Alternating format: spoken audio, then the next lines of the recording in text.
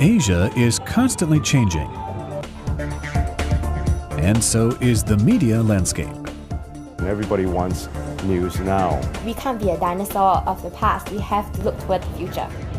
Moving away from traditional mediums to more portable means of watching the news.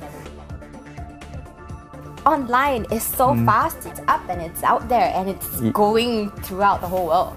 It has changed the way the professional journalists cover the news. Internet is not limited. Everything is available online. Of Indian temples and coach. The more information you have, the more democratic you can get.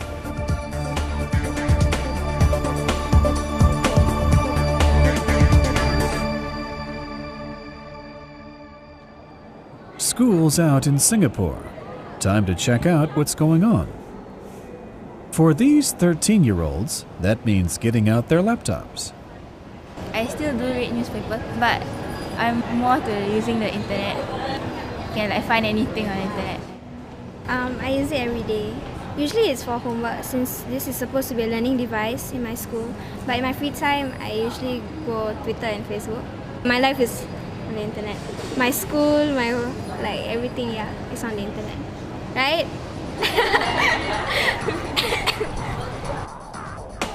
One of Asia's most advanced countries, Singapore is at the forefront of online development.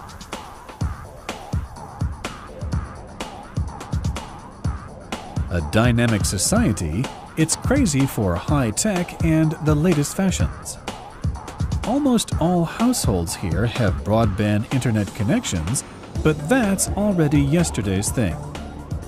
On average, every Singaporean owns more than one mobile phone, and many use it to go online wherever they are. I probably use internet for 10 hours a day. Mails, websites such as Business Week or Wall Street Journal, just to get an update on latest news. Actually, I always tell my friends and family I'm blessed to be born in the world of internet. Yeah, honestly, it's fantastic. This also is Asia. Cambodia is less than 2 hours by plane from Singapore, but another world in terms of development. 90% of Cambodians still live in the countryside, making their living in the fields. And even in the cities, most have never been online. But even under these circumstances, a new generation is emerging in Cambodia, one that uses every opportunity to catch up. Also in terms of media usage and going online. I will go to the internet because it gives me a very fast information that I really want. I think that without internet, I think like people without use at all, because the thing is that internet is the best source for getting information. All over Asia, a new generation of media users has emerged. Unlike their parents, these digital natives will always look for information online because they are always online. 5 years ago, the access to internet was not very popular. Now almost all establishments have free Wi-Fi connection. I have like a BlackBerry and another phone, so... Yeah, SMSing, constantly SMSing. Netbook, laptop, PC at home. So we're always very well connected. We're always talking to each other. It's so connected these days. I talk to my friends more online than I do in person, which can be dangerous, I forget, how does he sound like in person? I don't know what skin feels like anymore. Because the internet is changing Asia's media, in Kuala Lumpur, Malaysia, the Asia Media Program of the German Konrad Adenauer Foundation recently held a conference for online journalists, media managers, and bloggers to discuss how they can take advantage of these developments. The traditional media have to change the way they produce. They have to open up towards online content, towards online devices, to mobile content, but they actually do. people here, no matter if representatives from the new media or if you speak with traditional journalists or media owner of newspapers and broadcasting services, they do no longer speak about a battle between, let's say, paper and internet or traditional media and digital media, because they both use it. They consider it a platform, no matter if it is on paper or on mobile phone or if it is on your computer screen. That's no longer an issue here. I'm really interested to see how different countries are at different stages of the online news business. I'm very interested to see what kind of models work in their markets and what don't work. Before the schedule was even published, representatives from traditional media like TV and newspapers were already signing up. They realized the need to adapt to the online challenge. 6 years ago, I was asked the question, must you know online journalism to become a good journalist? My answer then was no. If you ask me the same question today, my answer will be yes. It is now a requirement to learn these skills because new formats, the audience, and reach of media are changing. Fast reaction is one of these key skills for journalists to survive in the new media environment. Unlike traditional media, online news is published and updated all the time. I think speed is very important. You know, we're all living in the now generation. Everybody wants news now. Online is so fast, people pick it up within a few seconds. Yeah, you can share and spread the links faster, share news faster with your friends. With traditional media, for print especially, you're tied to a print product, whereas with online, you can really report and you can break news much faster.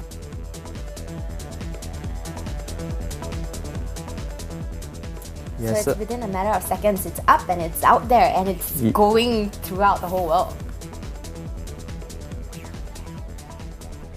In this changing landscape, people crave for fast information. I mean, delivered fast and immediate, real-time news. So I think that's the importance of blogging and online journalism in general. To spread and receive news as fast as possible, many journalists are now on Twitter. This microblogging site attracts 400,000 new users every day. I spend a lot of time on Twitter, so any chance that I get to update myself on what's going on, first choice would be Twitter. Twitter allows us to get something out quickly. It allows us to pull in a community based on a hashtag, and it really allows us to reach an audience quickly. Via Twitter and mobile internet, anything can become a worldwide topic instantly, including the discussions at this very conference. Twitter for me is a great platform to get people, not just within the conference itself, to have a conversation about what's going on, but it attaches us to a bigger ecosystem of other users and other people's followers. So it's a chance for us to bring in other people who are interested in the same topic and get their opinions on things. While Twitter messages are limited to 140 characters, there is no such limitation for blogs. They allow everyone to publish opinions and stories in detail. Many Asian journalists take advantage of that. I'm Iris Gonzalez. I work for the Philippine Star. It's a Manila-based newspaper. It's a daily broadsheet. I cover economic news, so that's what I do every day. I'm a print reporter. I've been blogging since 2006, mostly for the stories that wouldn't make it to my newspaper. Like different stories I encounter during assignments, mostly human interest stories or the stories behind the news. That's basically how I got into this whole blogosphere. Some bloggers came all the way from Europe. Winning a European blogging contest allowed them to share ideas and experiences with their Asian counterparts. My name is Claire Herbert. I'm an Irish blogger. I blog on my own personal site, which is claireherbert.ie. My professional life, I'm a freelance journalist and a blogging and development consultant. For me, the real joy in blogging is the conversation with the readers, so it's more about the quality of the readers than the quantity of them. And it's also been very useful for me in finding freelance journalism opportunities, which means that it's kind of a launchpad for me to reach wider audiences through the mainstream media. I believe blogging is important because it gives you an additional outlet to write stories that do not make it to the mainstream media. I don't think blogs will ever replace the mainstream media, and particularly the news media. If I want hard news, I would never go to a blog. But I think bloggers have a unique voice in terms of opinion making, in terms of activism. If there's a particular blogger that I'm interested in, I will always read their opinions on whatever the current affairs of the day. Facing up to the online challenge is not just for the new generation. Journalists trained in traditional media also adapt and even lead the way. I started off in traditional classic media with broadcast. So I did that for about 4 years. And I realized that towards the end of it, I myself was watching less and less TV, so I felt my interest for traditional broadcast kind of waning. When I started my career, and I was the first to work on the computer, when we started page making on the computers, I was the first one to do that. So I'm always ready to learn new things. I've been associated with print, broadcast and online, and now it's all been converging into new media. I spent most of my career in television as a TV producer for breaking news stories and whatnot. The big change for me happened when the Mumbai attacks were happening, and I was putting up a live show. I was running a live show at the time, and just realizing at that very moment that the updates to that story were no longer coming from traditional sources like newswires, but instead people were tweeting on their phones about what was happening in the hotels themselves.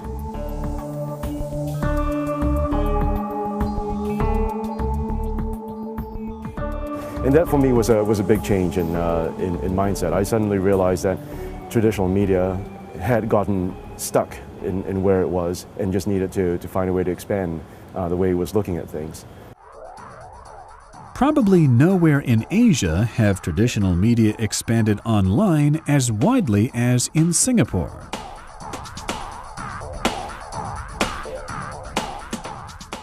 Singapore's biggest newspaper, the Straits Times, is leading the way into cyberspace. One of its most successful online projects is Razor TV. Yo, what's up? It's Razor Pop lah!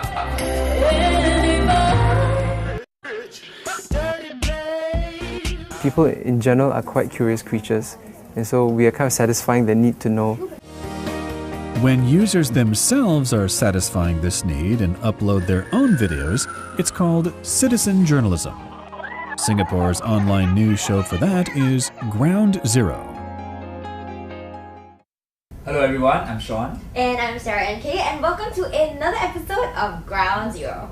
The show that brings you the Sean and Sarah are the internet stars for a new generation of users who do not rely on the printed Straits Times to get their news. More than 80% of students don't read newspapers anymore. They actually go online to get their news. And I think that is the increasing trend. So for a newspaper as big as the Straits Times, going with the times, that is the direction we have to take, because no matter what, we can't be a dinosaur of the past. We have to live in the present and, look toward the future. The Straits Times belongs to Singapore Press Holdings, like almost all other Singaporean newspapers. Establishing a whole lineup of online news brands, this huge traditional media organization has invested massively to keep the users from looking for news elsewhere. Singaporeans are basically news junkies. They do enjoy their news. A lot of people are actually very comfortable getting news from digital medium, be it an iPhone or iPad or any other portable device. So it's just about us trying to satisfy that need for knowing the news. It's just that the medium has changed slightly. It's just moving away from traditional mediums like print and TV to more portable means of actually watching the news. This was the exact same spot where the second act of vandalism happened to this car. After spraying two It's visual, so when you break visual news online, you get the viewers really quick. When there were some major flash floods here in Singapore a couple of weeks ago, and we got our cameraman onto location within 20 minutes, and we had the news story up within an hour.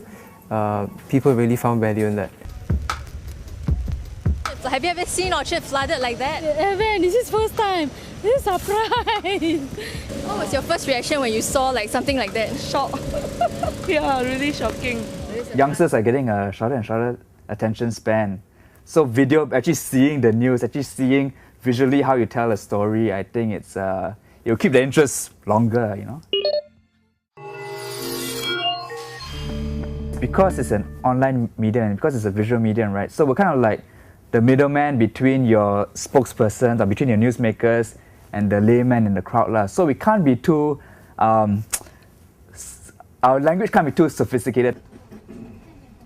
With informal language, a young staff, and an unconventional workplace atmosphere, where does that leave traditional journalistic quality standards? All my journalists, they all have to take the same strict writing test that the print journalists might have to. So in terms of their background, they've already got that journalistic background. And the way we source the news story is no different. We make sure we double check, we triple check our sources. I mean, accuracy is of utmost importance. It's just that the delivery, we deliver it in a far more informal way. So it doesn't mean that it's informal, it's any less credible. It's just the way we package our content. Compared to many Western societies and some other countries in Asia, media in Singapore, also online media, consider anything taboo that might lead to ethnic or religious conflicts. In terms of news that we don't cover, we stay away from religion especially because it's a sensitive topic here in Singapore. And we are a multiracial, multicultural country, so we generally stay away from that, part of our policy. But we do cover politics because that is again what Singaporeans are interested in, but we always make sure we cover it in a fair and balanced manner. In the country next door, media also have to be careful about what they report. Malaysia strives hard to be as modern and successful as Singapore. Like its neighbor, it also has an ethnically diverse population. And its biggest newspaper has also gone online big time. The Star recently opened a studio for their online TV show, creating a space for fans to show up in person for concerts and live broadcasts. Singapore, they are totally running new media. The print is running new media, total full swing, multimedia to the core. Means every aspect of social media they are practicing. And we thought this is where we should be moving in Malaysia. An MCA constitution is very clear. The Star's online videos are not only promoted on the web, but also in the printed newspaper right next to the TV program. A lot of the content, again, is fashion and lifestyle. When it comes to politics, a Western style of press freedom does not exist. Basically, well, I would say stories are pro-government. Okay, of course, we try to balance as much as possible, but the independence of journalism, I think you guys understand. Okay, so unlike the Western countries, where freedom of expression and freedom of speech is way up there. Yeah, so we have got loads more of limits and regulations here in Malaysia. So so we actually abide by all that. Many Malaysians do not trust their traditional media. To get really independent information, they have to go online. Several websites do report uncensored and critical information about society and politics from within Malaysia. Malaysia Kini came to existence very much so because in the 90s, the government pledged not to censor the internet, to create a new sort of a new space in the internet. So that's why we launched malaysiakini.com. We're only online, we're not in print, and because there is no censorship or strict regulations covering the internet, we were able to publish more independent news.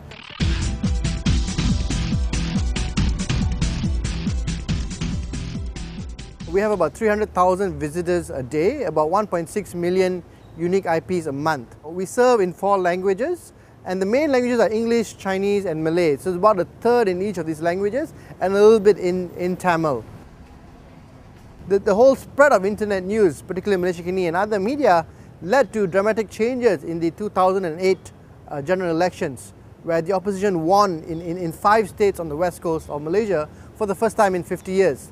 So for the first time since independence, we have kind of an emerging two-party political system, and Malaysia Kini has played a major role in sort of creating the information space for this to happen. A development like that is what journalists in Cambodia are still hoping for. On most Cambodians' list of priorities, online news is near the bottom. After decades of chaos and isolation, this country is only just beginning to catch up with its Asian neighbors. Still, Cambodia Express News has set out to establish itself as the first source for online news in Khmer. Until now, Cambodia's language had not been used on many websites. We want to start first. That means we want to start before the other people, and we believe that if we don't start, we cannot go. So we start, and we believe that the next generation, the next Cambodian generation, they have the opportunity to access the internet, but the price of computer, the price of electricity, the price of the internet fee limit them, and when the economy is better, they can access more. I believe that the economy development, the internet access and the freedom of expression, they link to each other. At Phnom Penh's Royal University, tomorrow's journalists who will profit from these developments are already being trained. Like all over Asia, these young people have adapted to the internet, reaching out to the world unlike any Cambodian generation before them. Most of my students, they have their own blog, they use a lot of Facebook, and I think they do more searching, so I think they're more up to date than me. Yeah, sometimes I have to learn from them. I have an account in Facebook and I make a lot of friends from, the other country. I really meet so many friends on Facebook, and when we meet on outside and we want to keep contact, we ask for Facebook account, and we can keep contact on using Facebook, and I have many friends in foreign country. Supporting Cambodia's opening to the world, the Konrad Adenauer Foundation has helped to set up the Department of Media and Communication and continues to support it. The goal is to ensure the future quality of journalism education in Cambodia.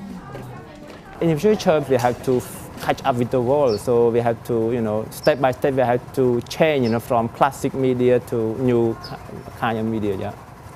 But for now, classic media, newspapers, TV, are still the way most Cambodians get their information. And there is almost no news at all in rural areas. The people in the province, they just ignore the news because they're just doing agriculture and they're doing their housework, and they don't care what's happening. We believe that online newspaper will have a very, very important role in the Cambodian society. But now, the problem is how long we can survive before that situation happens. The problem of survival is common to most online media in Asia. Many have to be heavily subsidized by their mother companies. There is just not enough money coming in yet.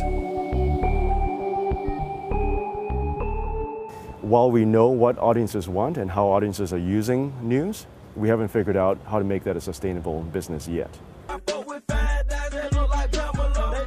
Stomp and Razor are not profitable right now, but it's just part of our organization's plan to dominate the online space. Right now there aren't a lot of models in terms of profit-making websites, but we have to be here. We're still very new, it's been a year and a half, so people come and ask us, what is our revenue, are we making money, and what are our business model? We say we don't know, this is just a first-time idea, we just went into it, and now we're just doing this.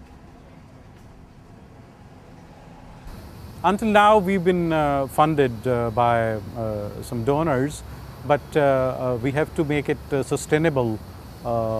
So we need to go for good marketing skills, and there may be other tools also to market the thing and get a revenue through Google ads or things like that.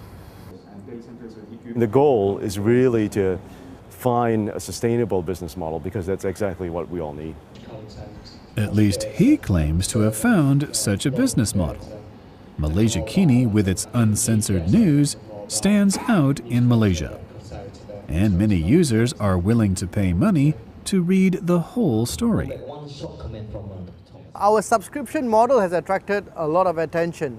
Malaysia Kini's subscription model, which we launched in 2002, really we asked our readers to provide a contribution, a subscription, a yearly subscription to Malaysia Kini. And we will be able to attract at the moment about 8% of our audience buys a subscription to our English language edition. So that's been very innovative, and through having this subscription model, we have been able to generate a little bit of profit to keep ourselves going. Once online news actually becomes profitable, traditional media could lose even more profits and market share. Could printed newspapers soon be a thing of the past? I like getting the ink from newspapers on my fingers still, but if I like a particular thing, I actually go online and check out more about it, see what other people have had to say about it. I think personally, I actually don't watch classic media anymore. If we're talking about that, I watch everything online. I read online, I watch videos online, and I think increasingly that is the trend, especially with younger people these days. We don't really need newspapers, TV anymore. I think newspapers and online media will always coexist. 10 years down the road, newspapers may not be that popular anymore, but it will stay because some people, like especially the older population, they don't want to. It's like the e-books. They still want to stick to the books and holding something tangible, not reading it facing their computer. So I think it will stay. It's going to be a case of, say, TV versus radio. When TV first arrived, everyone thought that would be the end of radio, but it wasn't the case. Radio was just a different distribution channel. People would listen to radio while driving to the office, while doing housework at home. So online media is going to be a different channel altogether, right? It's not going to replace newspaper. I don't think it will, and I hope it doesn't. But the fact is, people will be consuming online news in a very different way, primarily through mobile phones. So it's really a change of distribution more than a replacement of what was already out there.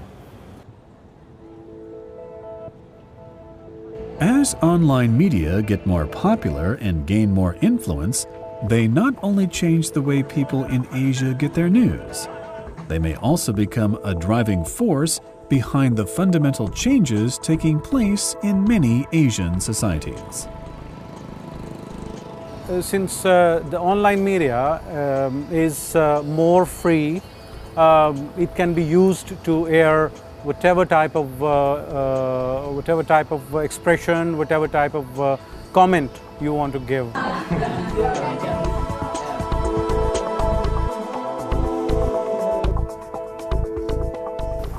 Internet is not limited. I can provide only 24 pages per day through my newspaper. But now I have a million of pages in my internet.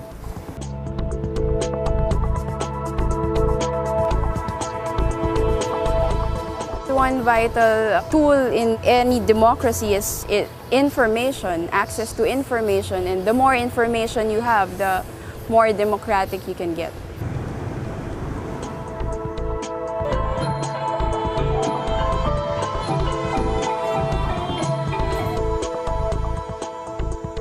A really good and interesting case study, I guess, would be in Indonesia, where a lot of the cabinet ministers are on Twitter. And they spend a lot of time having conversations with each other on Twitter in an open arena, which is incredibly interesting for democracy and an incredibly great way for online communities to be a part of that conversation.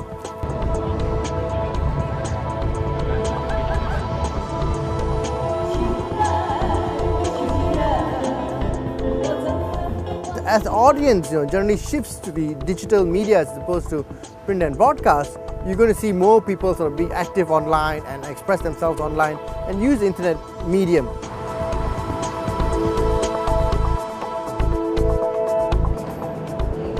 By this way, they can change everything, change their daily living, change their knowledge about political, about everything, and the society will change.